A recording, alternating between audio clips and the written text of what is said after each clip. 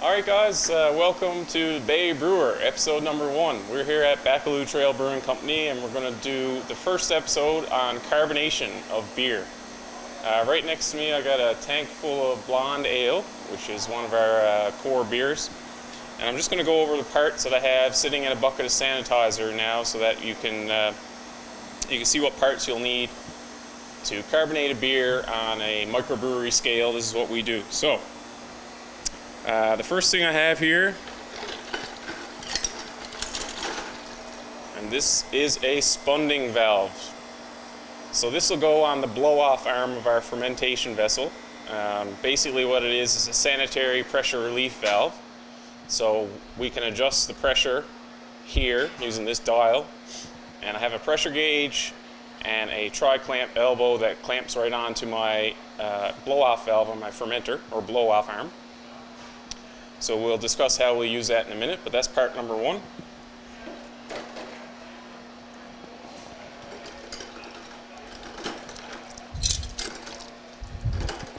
Alright, part number 2 and 3 here, I have a carbonation stone. This is used for bubbling CO2. CO2 goes in through here. We use food grade CO2. And this carbonation stone is basically like a stone made out of stainless steel with a lot of little micro pores on it, which allow the CO2 to bubble out into the beer. And we carbonate here through the racking arm, so I attach this onto my racking arm with a sight glass. I'll show you more in a minute. So it's part number 2 and 3. I also use a butterfly valve. This is a sanitary butterfly valve.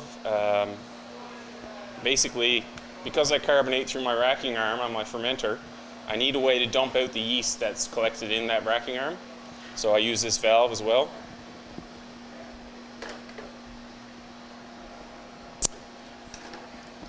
And what I have here are 2 spools of 1.5" pipe. All of our pipe in the brew house on the fermentation side is 1.5". So I'm going to put these 2 spools together to dump any bit of yeast out of the bottom before we start carbonating. I dumped the yeast yesterday before I cold crash, but usually when you cold crash the fermenter, make it really cold, you get some more yeast that settles to the bottom, and then we dump that first before we start carbonating. So these are just 2 spools.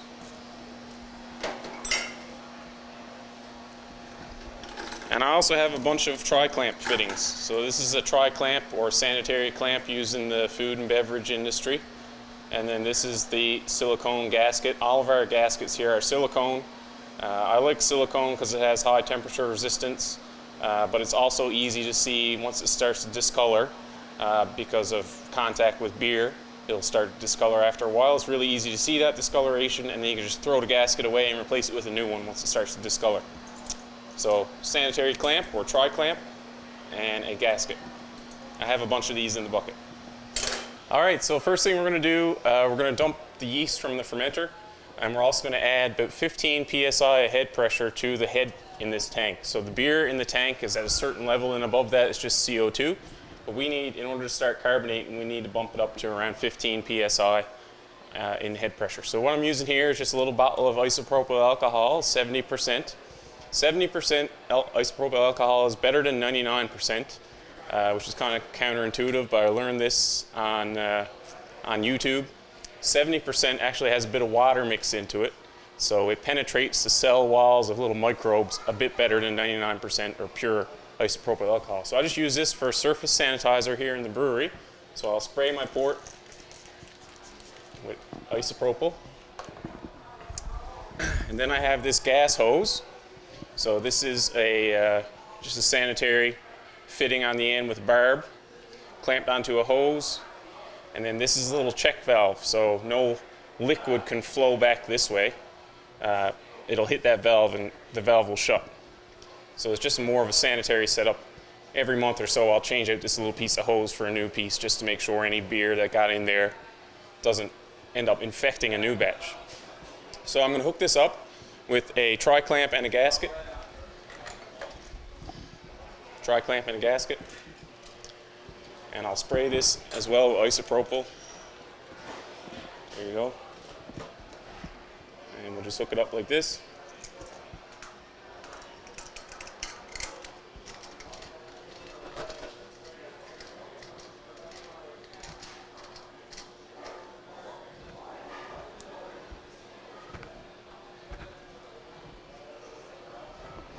Okay, now it's on just hand tight. Now I'm going to open my butterfly valve here. This arm goes to the spray ball of the fermenter. So the reason why I'm pressurizing through this spray ball arm is because the other arm, the blow-off arm, probably has a bunch of yeast or beer in it, because after the fermentation, sometimes you get a blow-off and you get a bunch of yeast and beer up in that arm. So you don't want to push anything back through that arm over there because you might risk infecting your beer. This one's nice and clean because all we use it for is cleaning. So it's just basically a more convenient way to pump your gas in, less risk. So anyway, I'm going to turn on my CO2 to this arm here.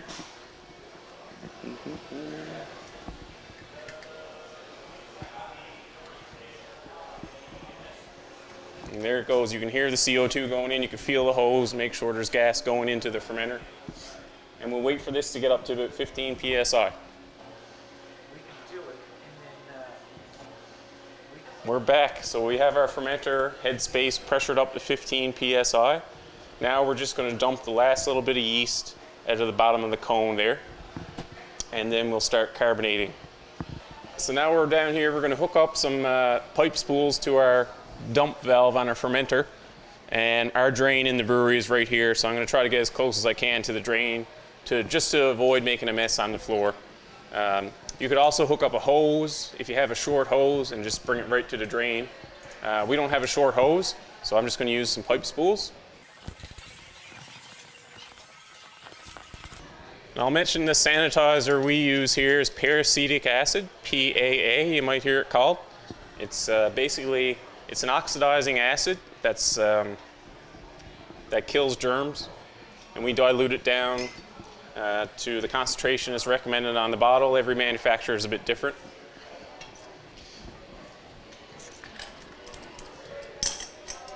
But it's it degrades into vinegar, oxygen, and water, so it's a food grade sanitizer.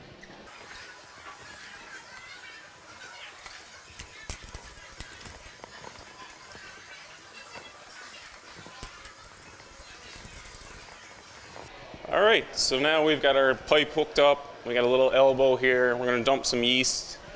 Whatever's left over from yesterday after I dumped the yeast will have settled to the bottom now, so I'm going to try to dump some more yeast here and see what I get.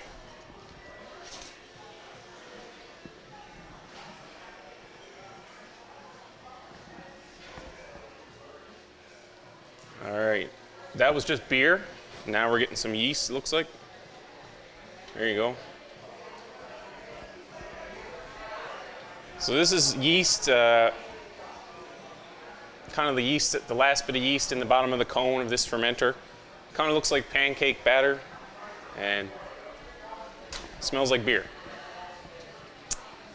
So we'll just continue here until we see beer, and then we'll stop because we don't want to waste our product. It's important to do this very, very slowly. So you can see I have my butterfly valve just barely cracked here. You don't want to punch a hole through the cone with the beer and then just bypass all that yeast and dump beer down the drain. So you do it very slowly. Even better setup would be to have a diaphragm valve here instead of a butterfly valve, or put a diaphragm valve in line here. So I'm going to order a diaphragm valve soon. Looks like we're getting some beer there, so I'm going to shut that off. And that's it for our last bit of yeast. The first yeast dump that I did yesterday was a bunch more yeast than this, but before I start carbonating, I just like to make sure that everything that I can get out is out. All right, the next thing we're going to do is hook up the setup for carbonation, and we're going to talk about using CO2 to carbonate beer, forced carbonate beer. All right, so now we're ready to, we have our yeast dumped. We're ready to hook up the spunding valve to the blow-off arm on the fermenter. So I just got my isopropyl alcohol here. I'm going to sanitize this little connection. And I'll grab my spunding valve.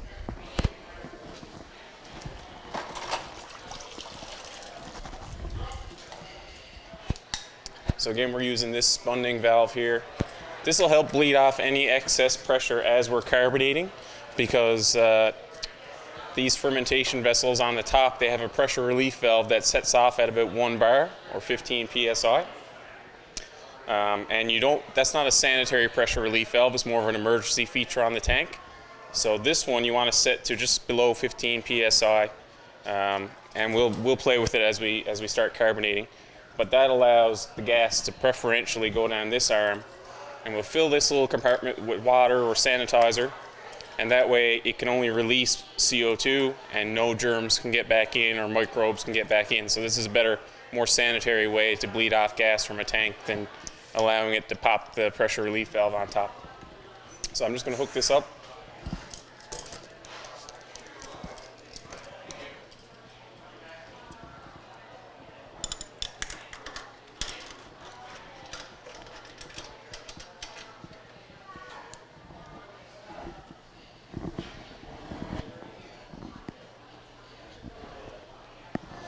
And I'm going to fill it up with some just some water in here.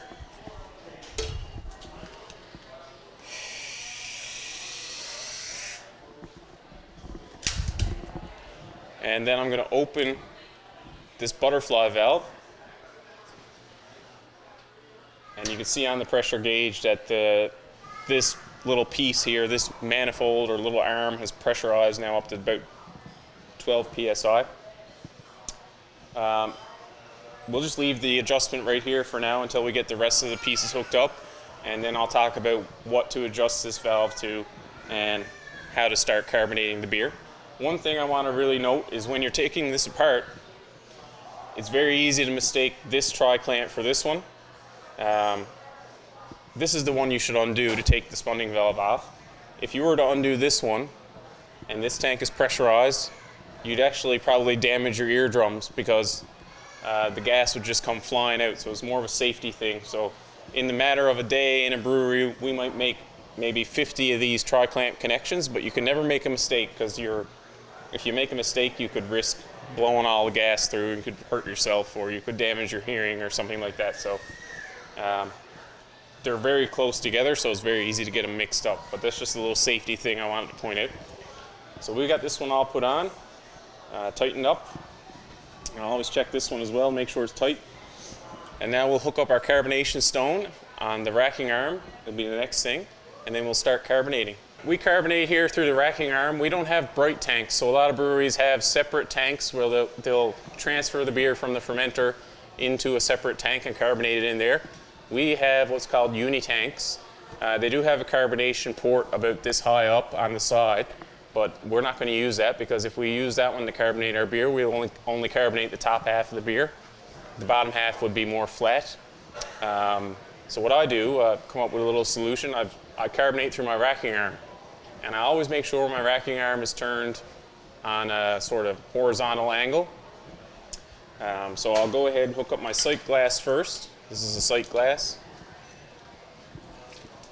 And I find this works. It gets most of the beer from here up carbonated, and you might get a bit of flat beer in the bottom, but I haven't had any trouble with it, so it's just something to, if you want to save a bit of money and not buy brite tanks, you can do what I'm doing. So we'll hook up a sight glass now first, so we're able to observe the CO2 going in, make sure everything's okay while we're carbonating. Next thing we're going to hook up is our carbonation stone. So this is a stone like I talked about before. This is where your gas is going to go in, and it's going to bubble out through this stone and go up into the tank and carbonate. So you want to treat these stones very carefully because you don't want to scratch the surface of them, because you can end up damaging the stone and then you'll have to replace them more frequently. You're trying to treat it like a nuclear rod or a nuclear reactor. You've got to be very gentle when you're putting it on because you don't want to scrape the surface. So be very gentle here.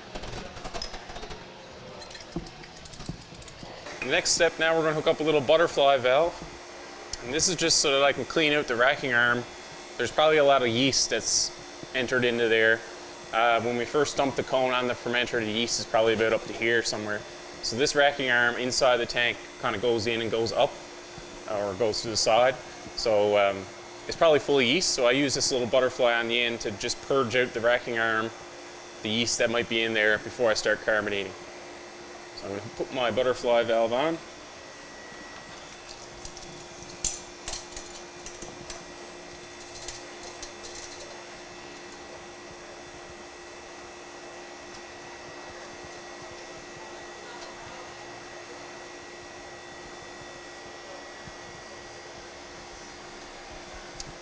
All right, I'll close that one.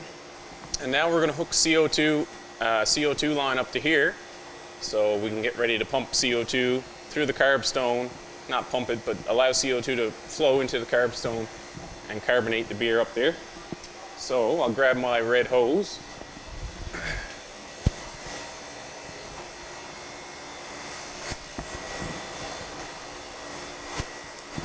So here's my red hose. I have a check valve here on this, in the middle here. I'm just going to sanitize everything really quick. And stick this hose on our carb stone.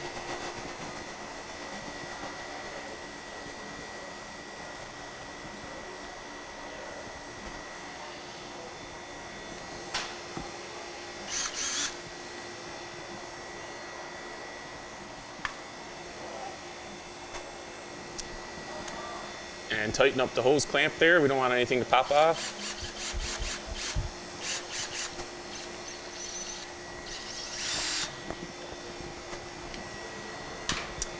All right. So now we're going to flush the yeast out of this racking arm. And I just like to use a little bucket here. Catch it.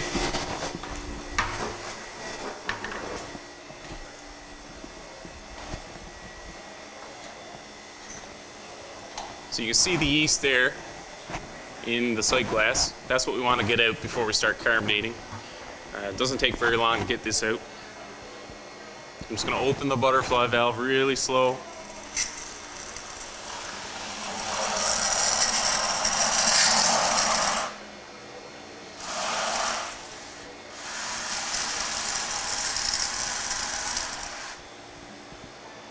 There's a few more chunks of yeast coming out there, so I'll keep going. There you go, that looks good. So now you can see we've got beer in there. We've cleared out the yeast. You've probably wasted a few pints of beer, so if anyone knows a better way to do this, you can let me know. There we go, so now we're all set up. We have our spunding valve open, we have this butterfly here open. We've got our racking arm turned on horizontal, and we've got our butterfly closed. So now all we have left to do is turn on CO2 here. But before we do that, I'll just talk about a little bit about carbonation in general. I'm going to show you a carbonation table. Maybe we can stand up for this part. Okay.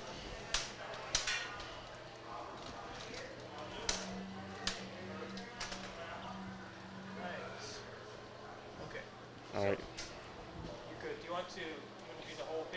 Yeah. Okay. And I can bring this up here if I need to. All right, we're good. Go ahead. Go ahead. Yep. All right, so this is a forced carbonation table. One thing I'll mention, before we carbonate the beer, we cold crash it. Right now our beer is sitting at around 38 Fahrenheit.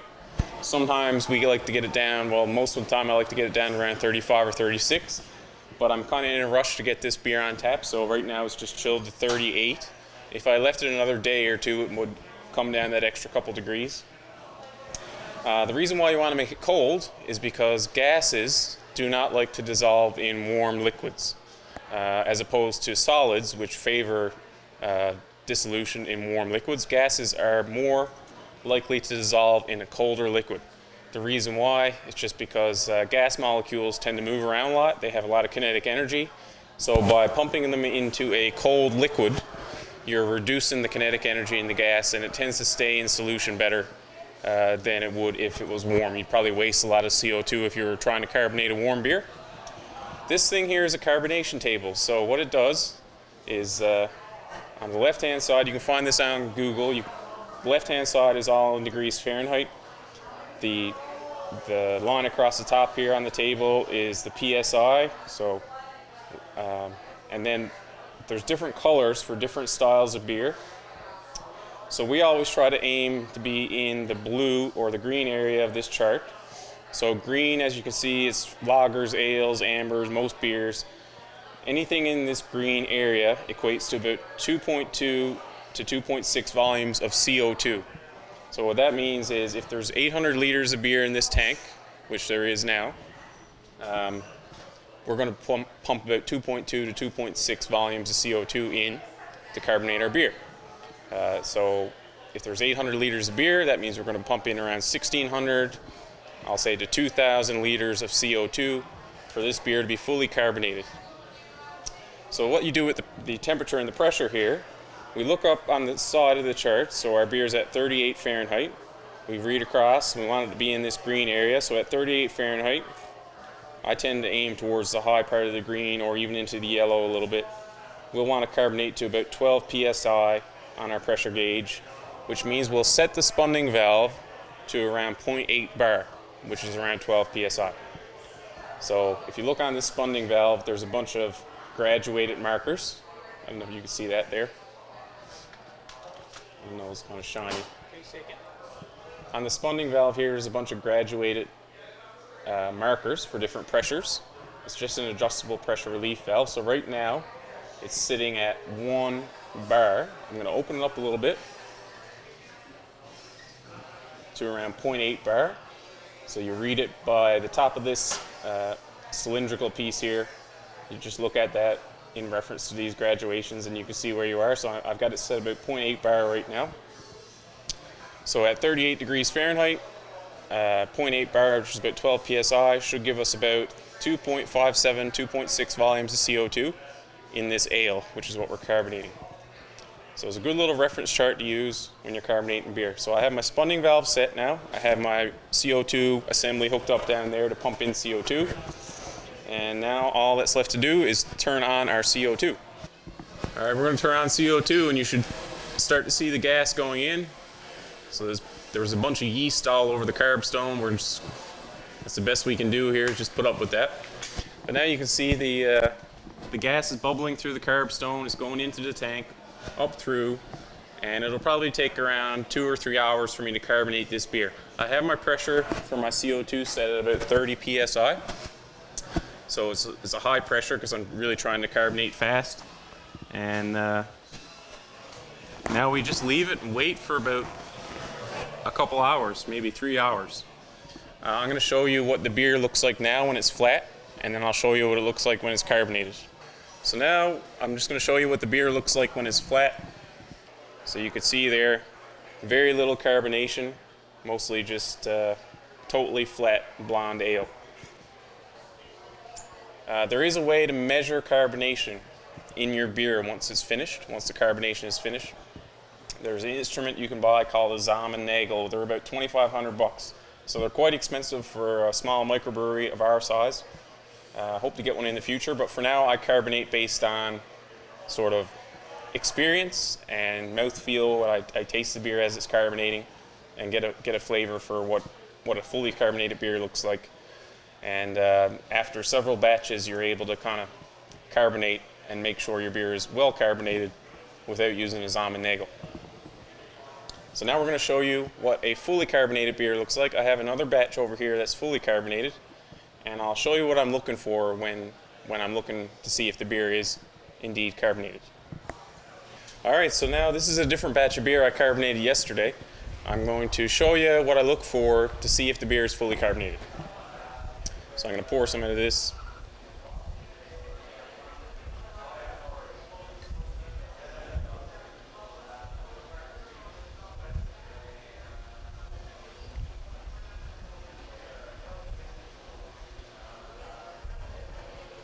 All right. So at first glance, this looks very overcarbonated, but that's only because it's coming through such a short line here. Basically, this is just coming directly out of the tank through this needle valve down here into my glass. But what I'm looking for is basically a full glass of foam with a head that holds quite well. And you can see how slowly the head on the beer is dissipating. So it's a full glass of foam at the beginning, and then it takes several minutes for the head to go away. that to me, and you can taste it as well. You can taste the carbonation, make sure it's good, but that's what I look for right now when I'm carbonating my beer. You can still see the head is hanging in there pretty good, and you can see it slowly cascading down the side. So in 2 or 3 hours time, our batch of beer we just started carbonating will be fully carbonated, and I'll start taking samples. The great part about working in a brewery is you get to taste lots of beer. So we'll taste this, but this is fully carbonated. All right, that's it for our video. If you got any questions, you can make a comment on the video or send me a message. And if I'm doing something wrong, please feel free to point it out, because I'm just a guy on the internet.